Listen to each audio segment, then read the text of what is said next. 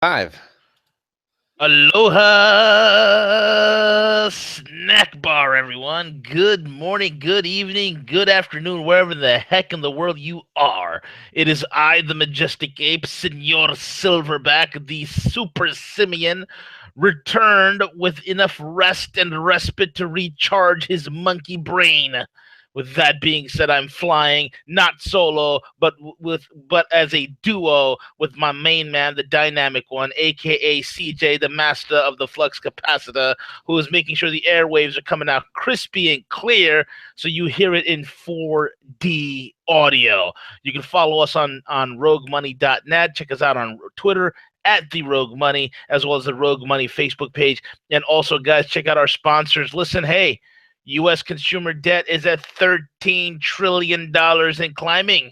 The nation's debt is through the roof, and the nation's going to get a bailout. Do you need a bailout from your debt? Do you need to have your credit score reset? Do you need to fight the bankers and punch them in the nose? And if so, then you need to check out myfreedomnow.us. Myfreedomnow.us.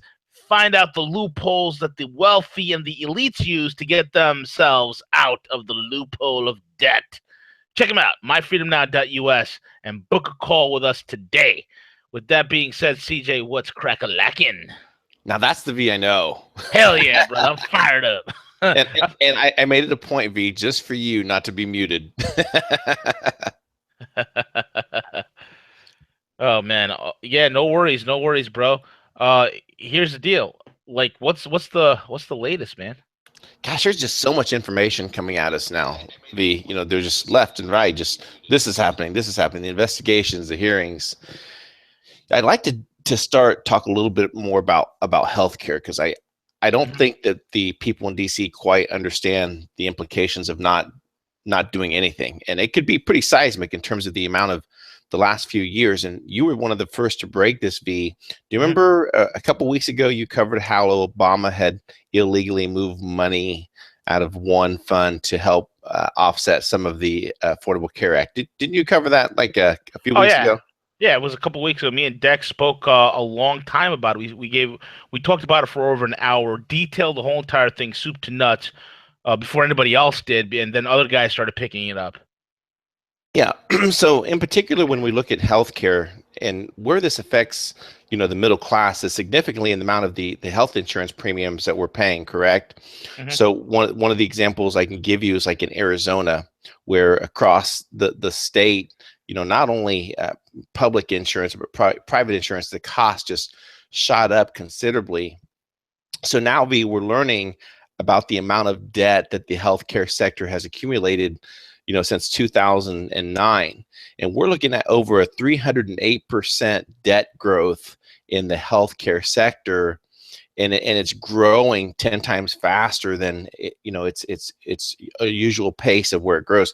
So this is going to become, here pretty soon in terms of the different healthcare systems that are collapsing. It's one of the reasons why we've seen so much consolidation in that industry the last few years. So when we think of the economy, we think of the jobs, that the ACA was a jobs killer. We all knew that, where it put the mandate for, I believe, if you have over 25 employees, if you have to, but if you don't, you have to buy the insurance, which that's been removed. But significantly in terms of just disposable income, and when it hits the middle class, where the disposable income comes down that much, you start to think about the credit card. You just spoke a little bit ago and talked about where the debt level is right now. People are going to start seeing ways of not being able to make ends meet to pay off, their vehicles. It's probably a reason why we're seeing a lot of slowdown in the soft lines and the retail sector as well. Absolutely, man. Absolutely. Because here's the deal: in order to get this ridiculous, unaffordable Care Act, and it truly is an act. They're acting like they're giving you care, but there's no care to be found anywhere. They had to rob Peter in order to pay Paul, because look, let's be honest here. There's no more blood left in the stone. The stone that is called the American economy, the American taxpayer, the American citizen. He's been bled dry. The American middle class is on life support. And so for them to do this, where they stole tens of billions of dollars in order to fund this nonsense that was going to implode anyway, It was a boondoggle for those at the very top that have profiteered the most out of this entire Ponzi scheme. And if you don't think that the Affordable Care Act was a Ponzi scheme, you have another thing coming to you, because this is what I want people to do, CJ. I want people to start attacking this, real investigators to expose this for what it is. This is the ultimate Ponzi scheme. And just like any Ponzi, your Ponzi scheme works so long as you have a willing idiot that is willing to participate. But once you've whacked all your willing idiots and there's no more idiots to be fed into the system, then you have a problem. And that's what the Unaffordable Care Act is doing to this economy. And CJ, it is another trigger, another black swan that is in a whole litany of black swans that are set to implode on this economy. It's crazy, bro. To say the least. Crazy. Absolutely. And it affects so many other things. Disposable incomes. If you look at premiums, this article states that basically between 2002, insurance premiums have went up about 190% V. So you're talking anywhere between, from original $9,000 in terms of premiums up in essence of $26,000, probably when you factor in deductibles. And here's the real crappy thing, like I learned this year, even when you have these health insurances, you go in for some type of a surgery, some type of event, you're talking about your deductible. So you're spending out of pocket, in essence, anywhere between $15,000 to $20,000 for these employers sponsored plans. It's ridiculous, V. Absolutely correct, man. I mean, I've talked to so many people who, they thought they were signing up for the Cadillac plan of health cares. And it wasn't the Cadillac plan. It was the cattle shellac plan, because they were the cattle and they were getting shellacked, CJ, by premiums that were absolutely unaffordable, by deductibles that couldn't even attain. You'd have to get hit by a semi in order to be covered, number one. And number two, you'd have to pay $15,000, $16,000, $20,000, $10,000, $5,000 before your coverage would even get kicked in. So you go in, think about what it was doing to families, man. Look, here's the deal. I feel sorry for the average American worker who has to work his or her ass off to make ends meet. My heart goes out for them, because they're the ones getting screwed over. They're the ones who have no damn options. They're the ones who this bloody stinking tax, and let's call the Unaffordable Care Act for what it really is it's a friggin' tax. I mean, why else would the IRS be involved in healthcare, right? This is a robbery scheme, and they have no choice but to deal with it. That's who I feel sorry for, man. And the faster this thing implodes and is done away with, the better off we all are. And see, this is what I've been warning about for quite some time now. There's been some changes done to the projection. Like I said, man, before the 2016 election, before we knew that it was Donald Trump that was going to win, we were heading for hell. We're going over hell in a high basket. Heading to hell in a high basket. But now that he's won, and it's an absolute war. Okay, it's an absolute war with the deep state, with certain characters in the deep state, and all the things that are happening systemically. The Unaffordable Care Act, like Myra, like all these other plans that are done by large governmental organizations and things of that sort, is a plan to fleece the public. It was designed to suck us dry, and then with the coming stock market crash, implode us into an absolute hellish nightmare of economic dilapidation. That didn't happen. Now we're heading for a massive correction. And I'm hoping to God that we continue to win. The good guys are winning. And I think that as more things begin to change, we're still heading for some pain. But the pain is going to be a scrape. It's going to be falling off your bike kind of a pain, not, taking an airplane and hitting it against the side of the mountain kind of pain. It's going to be the type of pain that's going to allow us to, go through this period of hardship, but come out. And this is a time, CJ, that there's great challenges facing us, but there's also great opportunities if we're willing to look. Yes, absolutely. Absolutely. And they can be accomplished. It's just a matter, they need to really get back to the drawing board as far as, getting this thing. It's going to hinder the tax reform changes need to take place. Just primarily because some of the tax revenue that was generated that they project on was coming from the Affordable Care Act. And last when Trump first took office, he eliminated that, which was a good thing in terms of people paying that tax penalty. But now that's going to end up with a shortfall with this year's budget. Absolutely, man. Absolutely, and let the whole burn the roof down, let this mother burn. Is that how the chant goes in some of the discotheques throughout America? Right. But anyway, man, moving onwards, bro. We have what's going on. The surveillance state seems to be growing Well, as the chaos grows. Right. We haven't talked about this in a long time, and it's something that's kind of happening in the background. So as I was going around looking at different articles last night, I was kind of amazed when you take a look at the FBI is a perfect example, right? You take a look at the amount of surveillance that's been passed since 9/11, and where has it truly gotten us, right? You take a look at some of the events that have occurred, the Orlando shooting, these people that are under FBI investigation. Now comes forth some information in regards to the face recognition technology that the FBI has been using. In particular, when we take a look at this is talking about data that's being tracked. I know we put our information on social media and everything. I get that. But here you're working with an FBI that has been collecting information from the states. For example, when you go to get your driver's license, that's loaded into the FBI database. When you go to get a passport, that's loaded into the FBI's database. And the thing is with this technology, this technology is being unchecked. There's no checks and balances on who says it gets to use access, the technology that controls in place.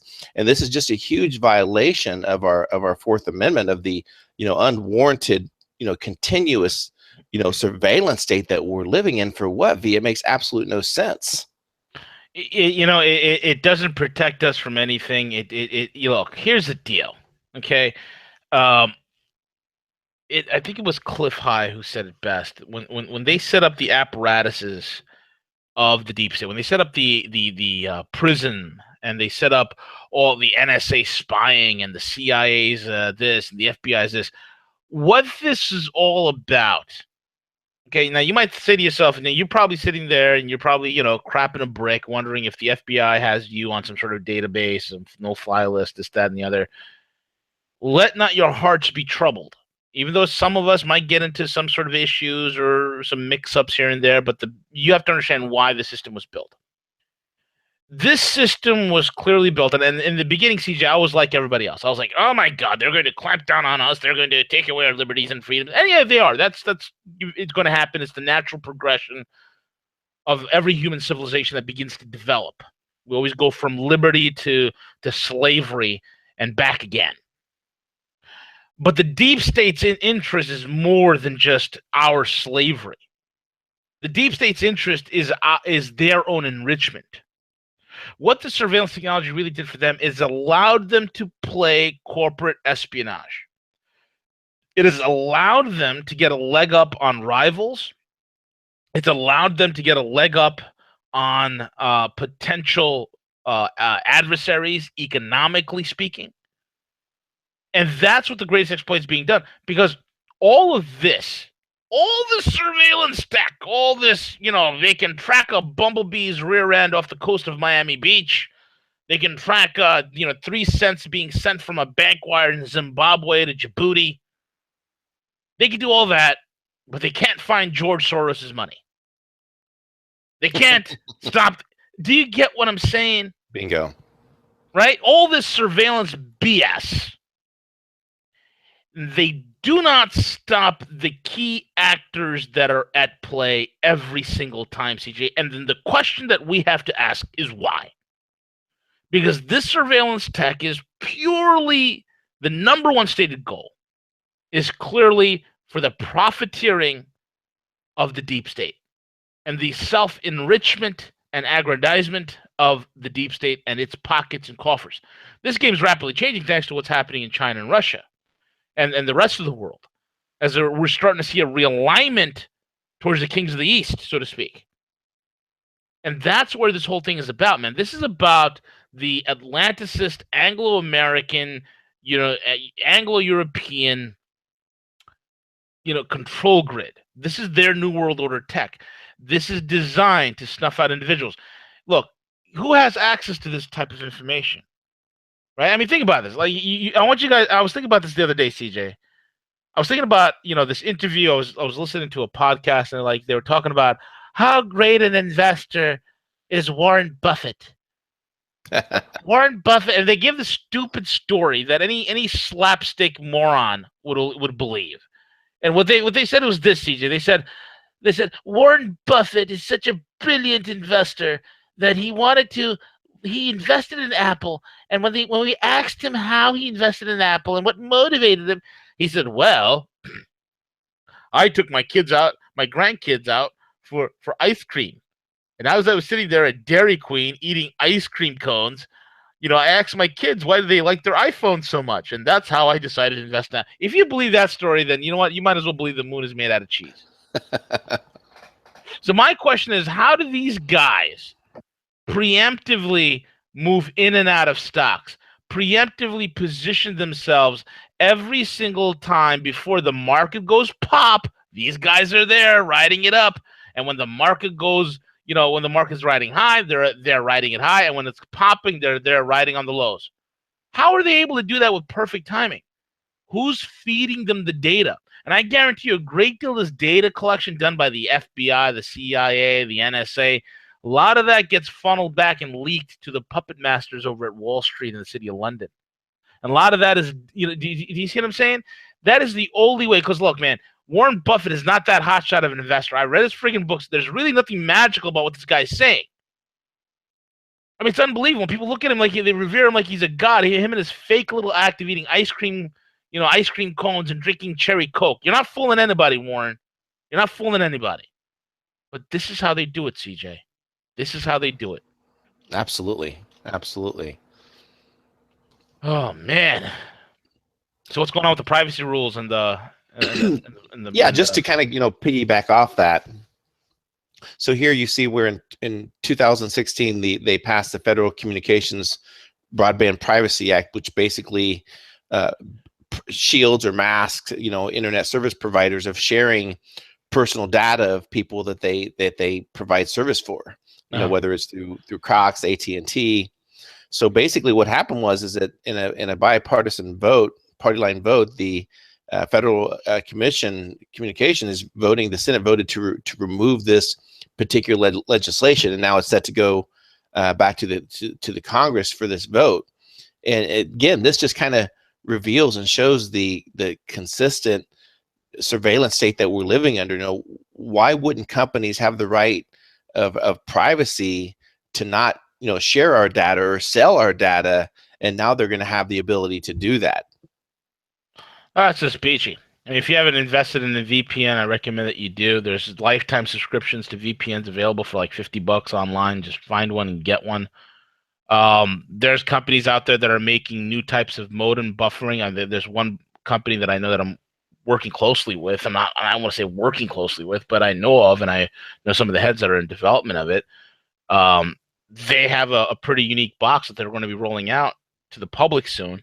And it's a nonprofit organization, CJ, and what they're doing is the fiber optic wire, the cable wire, the Cat6 cable, the wire that's coming out of the wall cable company that goes to your modem. Well, before it goes into your modem, you put it right into the box, this special kind of box. Then you plug the wire from the box to your modem. And what that does, it actually encrypts the signal and prevents, number one, hacks from coming in and data from going out and being re-reported. So it's a great way. And whenever you want to go online, you just turn that bad boy on and you're good to go. And it acts as an active encryption and a mask and it doesn't impede the speed of your service. And this technology, CJ, this is done using $20 to $30 parts, that's built off of Raspberry Pi open source technology. That's the counter to this. So as the deep state and as these corporatists go into this whole entire stage of grabbing data, selling data, and all this stuff, there's going to be alternatives and opportunities, man. Absolutely. And again, these, just want to point these articles out in specifics because there's so much other chaos that's in front of us, and then behind it, kind of hidden back, are some of these things that are going on. That's very important. Yeah, absolutely, that need to be shared. But also want to talk a little bit around about Russia and also John Podesta as well. Skippy, what's going on with Skippy? Well, people keep trying to tie Trump to Russia, and Russia hacked the election, everything. But an investigative report V actually has came forth to share that prior to joining the Obama administration, this comes from the Daily Caller, that John Podesta actually received over 75,000 shares of a stock from the Kremlin, as far as it was a company they financed. So this company, Joule Unlimited Technologies, which was financed in part by a Russian firm, awarded Podesta 100,000 shares of this stock. And he happened to keep so, and he happened to, here's the thing, is that in terms of future, what he did with these particular stock, he basically tried to cover them by, it looks like he was awarding these stocks to, when it came time to pay them out, getting this funds and giving it to his family to try to hide the fact that this money was truly his money. So again, this is violation of laws. It looks like it may have even continued a little bit into when he was helping Hillary as well, which is, again, they want to paint this narrative around Trump and Russia and everything. But if they really did some investigative report to take a look at some of these things that are happening, here's a perfect example where somebody directly received compensation from the Russian government and benefited from it at the time that they were in political office. Yep, absolutely, man. That's just Johnny Podesta at his best. And look, let's not even talk about the fact. Can someone please?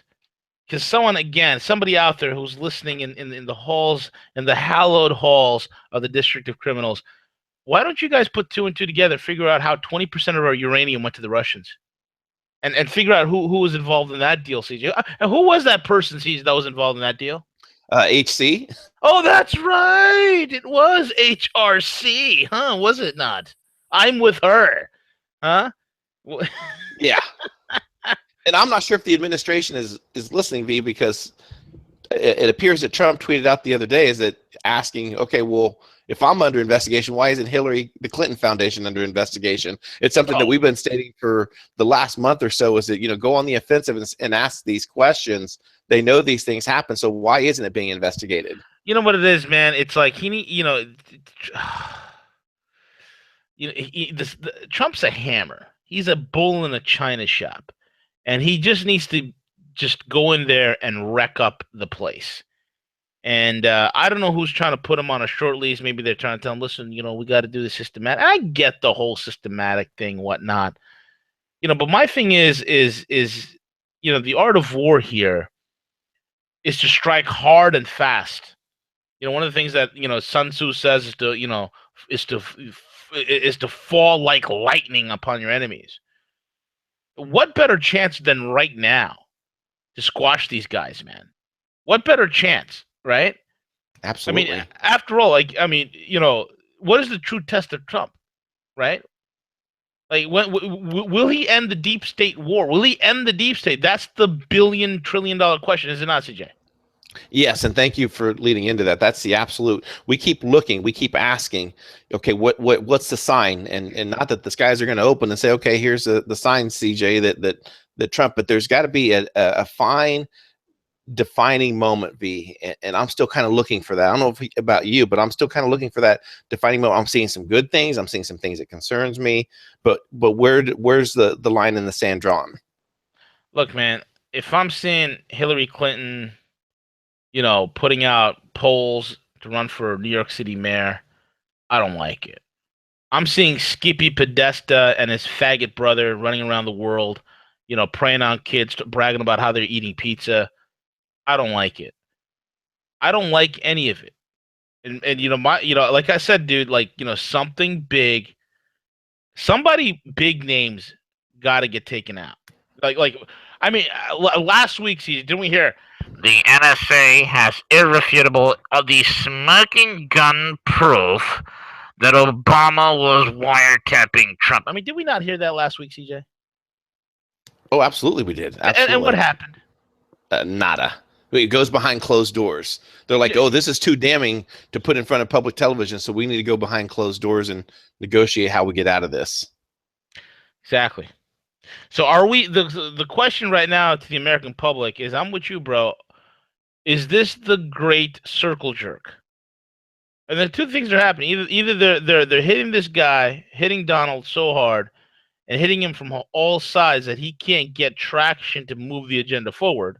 And I think he's surrounding himself with too many freaking amateurs.